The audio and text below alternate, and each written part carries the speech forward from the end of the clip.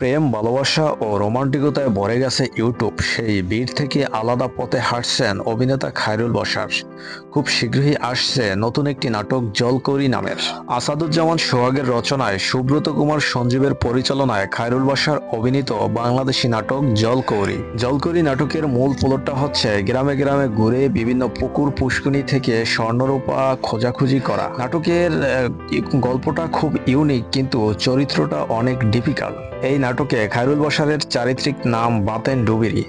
তিনি জানিয়েছেন এই নাটকের শুটিং করতে 4টা-5টা পুকুরে তারে নামানো হয়েছে এবং 100+ তাকে ডুব দিতে হয়েছে। এই অভিনেতা আরও জানিয়েছেন তিনি এখন ভিন্ন ভিন্ন চরিত্রে অভিনয় করতে চাচ্ছেন এবং প্রেম, ভালোবাসা, রোমান্টিকতা থেকে বেরিয়ে এসে তিনি আলাদা দাসের নাটকে অভিনয় করবেন। পুকুর পুষ্কুনিতে হারানো স্বর্ণরূপা খোঁজাখুঁজির ব্যাপারগুলো মানুষ এখন ভুলে যাচ্ছে। এই নাটকে সেই ব্যাপারটাই তুলে ধরার চেষ্টা করেছেন। খুব সুন্দর একটি নাটক হতে যাচ্ছে জলকৌরি। এই জলকৌরি নাটকটিতে নাটকের 20% শুটিং পানির নিচে দেখানো হবে। এই নাটকের চরিত্র এবং শুটিং এবং সিকোয়েন্স সবকিছুই চ্যালেঞ্জিং ছিল। তো দেখা যাক কেমন অভিনয় করেন এই নাটকে।